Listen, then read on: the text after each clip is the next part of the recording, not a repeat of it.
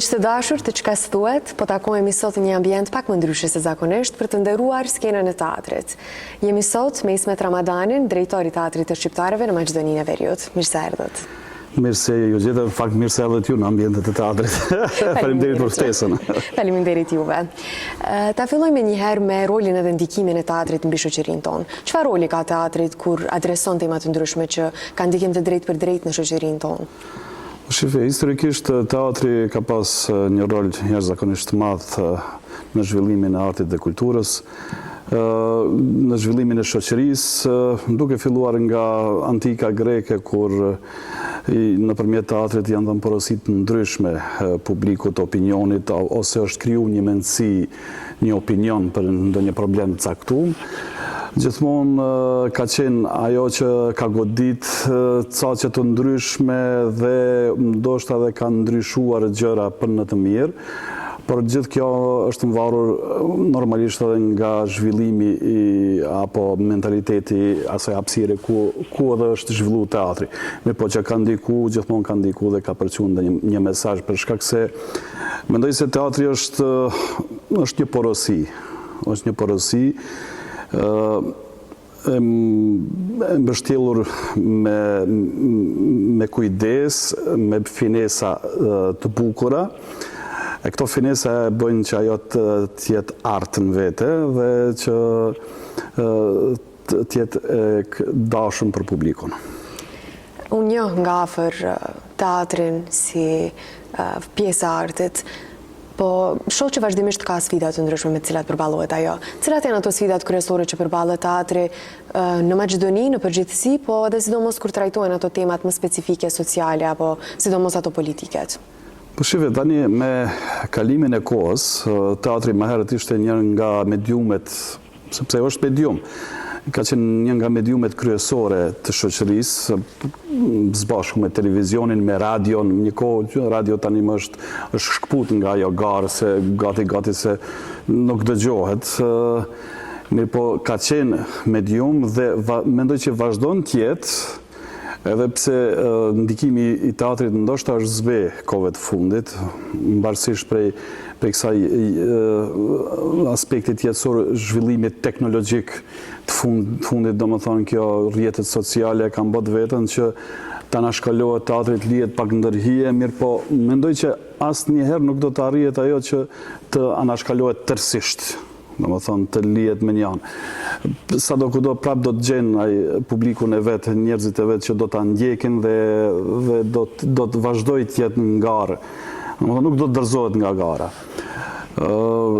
Sfidat shumëta ka, sidomos për shembull ne nuk jetojmë në Suedi ose në vendet skandinave, në Angli ose diku tjetër, ne jetojmë në Maqedoni, në Ballkan. Në Ballkan kemi probleme tjera të ndryshme, sociale, politike, që dallojnë me ato të shteteve perëndimore, nëse atje është problem shija e publikut për shfaqje teatrale, këtu për neve kemi probleme të ndryshme, domethënë atje është shija teatrale, një ndër problemet parësore tyne jetësore, ndërsa tek ne problemet parësore janë probleme me ujësjellës, probleme ekzistenciale, parësore. Kështu që ndoshta kjo pak e vështirëson ndikimin e teatrit dhe neve si shoqëri jemi ngulfatur vetvete, pak jemi të mbyllur përgjithësi në Ballkan, sidomos kjo pjesa e fundit e Ballkanit, dhe mendoj që na duhet kohë për të bërë një hap më përpara. Për të bërë hap më përpara duhen edhe kujdes për teatrin, për institucionin e teatrit, duhen edhe nga vetë shteti që duhet të investojë në këtë drejtim dhe të zhvillojë teatrin edhe më shumë, sepse teatri në anën mban botës është zhvilluar deri në atë pikë sa që i bën konkurrencë edhe filmit. Ndërsa tek ne ende kemi mbetur me metodat e vjetra, me teknikë të vjetra që nuk mund të garosh askund përveç rajonit. Nëse të bjen me shku në ndonjë festival që është me emër në botë ose në Europë, ndoshta do të ishim turpëru për të futur në garë, sepse ata shfrytëzojnë efekte të ndryshme teknike, teknologjike, kështu që po. Këtu është problemi, ndoshta duhet një investim dhe një zhvillim rrënjësor. A ekziston cenzurë ose presion nga autoritetet për t'ju shmangur këtyre temave më të ndjeshme sociale apo atyre politikeve, sepse e dim se si funksionon politika në vendin tonë? Po, gjithmonë kanë ekzistuar, thash edhe më herët, edhe në kohën e antikës greke ka ekzistuar cenzura nëpërmjet teatrit, domethënë teatrit antik në atë kohë, nëpërmjet atij udhëheci që ka qenë, ai ka imponuar edhe tema të ndryshme për atë kohën se si ka konvenuar atij. Jo që tash nuk ekzistojnë cenzura, mirë po nuk është ashtu drejt për drejt e shfaqur. Kam ndoshta mundësi tentime sofistikume për ta cenzuru, që nuk i bie drejt për drejt cenzur, por jo ajo. Kështu që ka, mirë po ne prapë temat dhe problemet, do më thënë temat që i trajtojmë në skenë, i zgjedhim së bashku me regjisorët cilët konkurrojnë, dhe mandej regjisorët e kanë lirinë e drejt për drejt, do më thënë lirinë e plot që të bëjnë atë që mendojnë që është më e mira. Mirë po prapë them, ndonjëherë edhe publiku të reagon, ndonjëherë edhe publiku të bën cenzurë, se mentaliteti jonë shoqëror fatkeqësisht them se është pak i ngulfatur dhe jemi të tërhequr në vetvete, të izoluar. Dhe kjo e bën vetvetiu një farë cenzure në vete, që të reagojmë në momente, ndoshta edhe momente histerike. Flas në përgjithësi gjithmonë. Çfarë mund të bëjë teatri për të tërhequr më shumë vëmendjen e të rinjve dhe për ta rritur interesimin për të ndjekur këto shfaqje teatrale? Po për teatri së pari duhet të komunikojë me publikun. Për të komunikuar me publikun duhet ta njohësh publikun tënd. Domethënë kur them ta njohësh, duhet t'ulesh dhe ta kërkosh shijen se çfarë don ai publik. Viteve të fundit tek ne më shumë bën shfaqje eksperimentale, ku më shumë kënaqen epshet apo dëshirat e regjisorëve se sa dëshira e publikut. Fatkeqësisht e them këtë, sepse duhet jetë e kundërta, ne gjithmonë jemi për publikun dhe për publikun duhet punojmë, jo të bëjmë eksperimente, ta shohim se ku jemi ose të eksperimentet kota. Ne duhet, ja tani 3 muaj sa ditë që jam këtu, mendoj që kemi pas komunikim me publikun dhe publiku më shumë të që dëshiron është të shoh komedi, sepse ky publiku ynë është i stërlodhur nga problemet jetësore, sociale, politike, dhe sikur ka dëshirë më shumë të qesh dhe të kënaqet, sepse është lodhur nga ajo të çaj dhe të vuaj në jetën e përditshme. Kështu që neve duhet ta ulim pak edhe ndoshta edhe nivelin e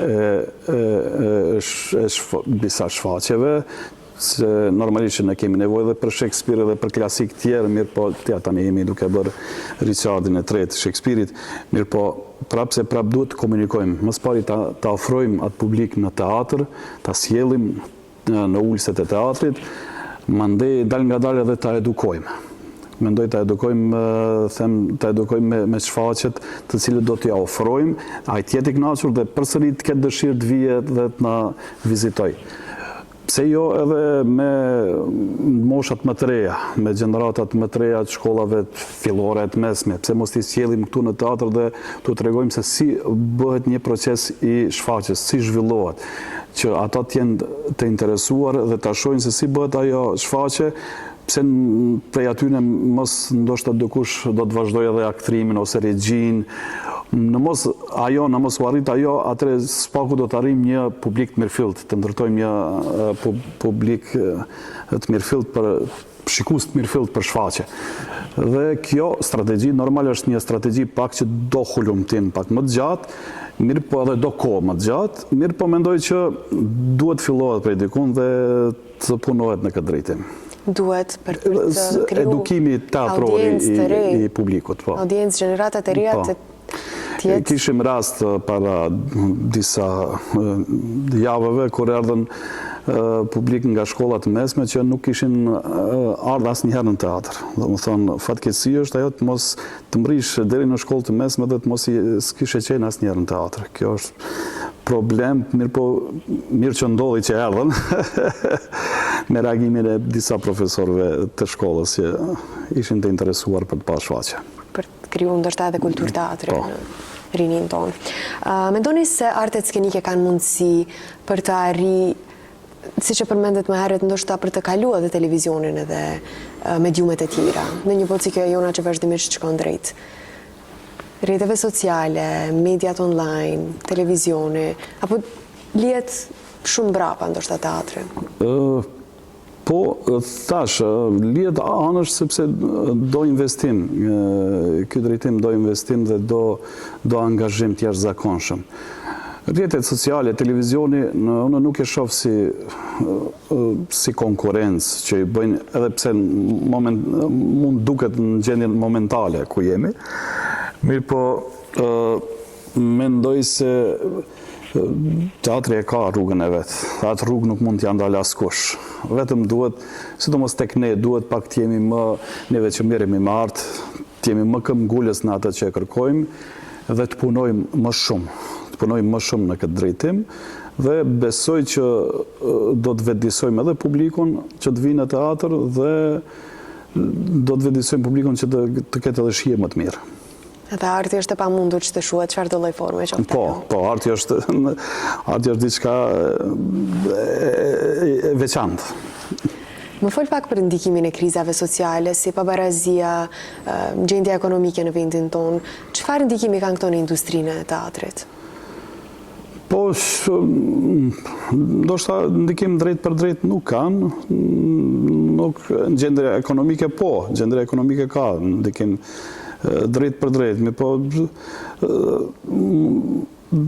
ato problemet të tjera sociale apo ne i trajtojmë edhe në shfaqjet tona, për shembull problemet e bullizmit, problemet e barazisë gjinore, gjithçka ne i trajtojmë dhe mundohemi që t'i nxjerrim gjithmonë këta probleme në sipërfaqe dhe t'i trajtojmë në mënyrën sa më të mirë. Po tani kjo është ajo që mundohemi ta bëjmë me vite dhe besoj që do ta përcjellim mesazhin e duhur. Si arrihet balancimi midis emocionit edhe profesionit? Ju flas tash si një aktor kur luhet një rol. Kur trajtohen disa teme. Balancimi sipas? Balancimi emocionit edhe profesionit. Shife, aktrimi është profesioni i rëndë, nuk është profesion i lehtë dhe patjetër që duhet një aktor të jetë i përgatitur gjithmonë, të ketë një kondicion, sigur ato sportistat që në futboll ose në sportet ndryshme që kanë kondicionin, të ishi përgatitur për gjithçka. Secili rol e ka, domethënë, peshën e vet, ka rëndësinë e vet. Dhe ndonjëherë nuk duhet, balancimi është aty, lufta me balancimin është që nuk duhet edhe ndonjëherë të jepet më shumë se sa që duhet. Nuk duhet ta luash ndonjëherë duket bukur, në them shpesh, nëse duhet ta luash një lipsar, nuk duhet dukesh bukur lipsarin, a kupton? Duhet duket lipsar, duhet ta luash lipsar, duhet as luhet sa është, nuk duhet, ose e ke një rol më të vogël, nuk mund ta bësh Hamlet rolin, se është rol i vogël, rol i tretë. Jetë do të kemi shumë role, domethënë, që do të luajmë rolet më mëdha, luajmë rolet vogla, ballafaqohemi me lloj role dhe në jetë duhet të japim aq sa ka nevojë, jo as më shumë, as më pak. Për atë duhet edhe kondicion, mirë po duhet ta ruajmë edhe anën psikologjike tonën, sepse është jashtëzakonisht e lodhshme kur bëhet ai transformimi i personazhit dhe duhet zakonisht kemi edhe pushime gjatë pas çdo premiere. Mos ta teprojmë edhe me shumë role të njëpasnjëshme, sepse njeriu ka nevojë të qetësohet dhe të merr pushim. Tamam balancim. Për sa i përket financimeve të kthehemi prapë, sepse ajo vazhdon të jetë një problem në vendin tonë kur drejtohemi në format e artit. Çfarë vështirësi hasin teatrët për të siguruar mbështetje financiare nga autoritetet, nga ato që duhet të financojnë shfaqje teatrale? Kjo është një nga problemet thelbësore apo më të mëdha që teatri ballafaqohet, gjithmonë është ballafaqoher me këtë problem. Sepse teatri nuk është ndonjë fabrikë që fiton diçka, prodhon diçka dhe do të fitojë diçka, mirë po për biletave ne nuk fitojmë të paguajmë as dritat e ndriçimit. Mirë po për këtë na financon Ministria dhe Ministria e Kulturës, dhe ata shpesh herë dinë që të mos i kënaqin nevojat tona. Sikur që ishte edhe si vjetë, domethënë, rasti ku t'japin një buxhet ata sa mendojnë. Minimal. Po, minimal dhe ti nuk mund të arrish të bësh minimumin e asaj që e ke menduar dhe mandej duhet neve të improvizojmë her pas here, ose nëse kemi pasur ndërmend të i bëjmë 4-5 shfaqje, duhet të i bëjmë 2 shfaqje, sepse mundësit janë të tilla. Mirë po, gjithmonë me shpresë se do të gjejmë gjuhë përbashkët dhe mirë kuptim, edhe pse edhe si vjetë prapë na u shpremtu që do të korrigjohet kjo puna e buxhetit dhe do të na lëshohet brenda vitit prapë një buxhet shtesë që të na rregullojnë gjendjen. Po shumë është e rëndësishme. Përveç shteti që financon, tek ne ende nuk ekziston ajo që ne të mvaremi edhe prej prej sektorit privat të marrim sponsorim apo prej dikut tjetër. Po presim vetëm prej shtetit, për momentin. Ndoshta është ajo që tash jetojmë në Ballkan dhe ende nuk ka ardhur ajo kohë. Ka probleme tjera që konsiderohen më të rëndësishme, ndoshta. A mendoni se duhet të jenë të pranishme të teatret nëpër qytete tjera që të jenë më të aksesueshme për një numër më të madh të qytetarëve? Po, mendoj se në shumicën e disa qyteteve kemi teatro, mirë po unë mendoj... Funksionale, ndoshta? Po, kemi Kumanovën, kemi Tetovën, kemi Gostivarin, tani viteve të fundit të krijuan disa teatra, mirë po, pse mos ta shikoj teatrin e Shkupit ai shikuesi i Gostivarit ose shikuesi i Kumanovës? Çfarë ka ai që jeton në Kumanova atje, kupton, tash nuk mund tash të shpërngulet. Mirë po unë jam i mendimit që të kemi një teatr të disperzuar, që të shkohet prej Shkupit në Kumanovë me lloj shfaqje të ndryshme, të ju prezentohen shfaqjet prej këtu atje, dhe pse jo prej atje këtu të vinë në Kumanovë ose prej Tetovë të vinë në Shkup, dhe publiku të Shkupian të prezentohet një shfaqje nga Tetova. Kemi rastin e Diber për shembull, dhe atje përveç një festival që mbahet nuk ka ngjarje tjera, në Korçovë nuk kemi teatr, në Strug nuk kemi teatr. Ka qytete ku nuk funksionon asgjë dhe mendoj që duhet të shkohet dhe të mendohet për këtë teatrin e disperzuar, edhe pse është biseduesve që kjo të ndodhë. Është një nga iniciativat e mira. Definitivist. Sa rëndësi ka për ju trajtimi i diversitetit në ambiente teatrale, qofshin ato në skenat, në përshfaqje teatrale që drejtohen, ka ndryshime kulturore dhe shoqërore në teatr? Po ka, janë të rëndësishme këto dallime dhe mendoj që duhet të trajtohen që qofshin ato lokale, qofshin ato dallime edhe regionale apo më të gjëra, sepse vetëm nëpërmjet trajtimit të këtyre dallimeve neve mund ta njohim edhe njëri tjetrin, ndoshta t'i hekim edhe ato paragjykimet për njëri tjetrin dhe të kuptojmë sa më mirë. Si përshtatni strategjinë e teatrit tuaj me preferencat e publikut edhe me trendet aktuale? Po normalisht gjithmonë duhet të bëjmë një baraspeshje nëpërmjet preferencave të publikut, po jo gjithmonë e di edhe publiku se çfarë don. Duhet ndonjëherë të ndjekim edhe trendet botërore që ndodhin në botë. Mirë po edhe neve të ofrojmë me komunitetin artistik të ofrojmë projekte cilët ndoshta do të kenë ndikim të drejtë për drejtë dhe më të shpejt në shoqëri. Duke trajtu tekste të ndryshme nga autor tonë, po edhe të jashtëm. A ka dëshmuar rezultate të pëlqyeshme teatri shqiptarëve në Maqedoni dhe sa është zhvilluar ndër vite? Po, teatri shqiptar më herët ka qenë një nga teatrot udhëheqës të rajonit dhe ka qenë një nga teatrot që ka udhëtuar, ka marrë pjesë në prefestivalet të ndryshme të Evropës, si në Gjermani, në Angli, në Suedi, vendet skandinave, gjithandej Francë, gjithkundi në Rusi. Dhe sipas historikut ti ka një numër të madh të çmimeve që ka marrë në Europë.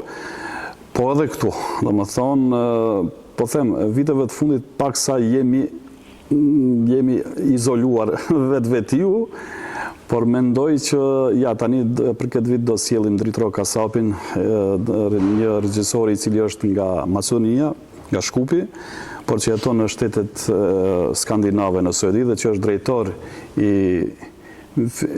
teatrit kombëtar në Suedi, dhe ai do të bën një shfaqje komplet ndryshe nga ajo që jemi mësuar, me ato efektet vizuale që do të trondit publikun jo vetëm shqiptar, po në gjithë rajonin këtu. Cilërisi pak për ditëshmërinë tonë.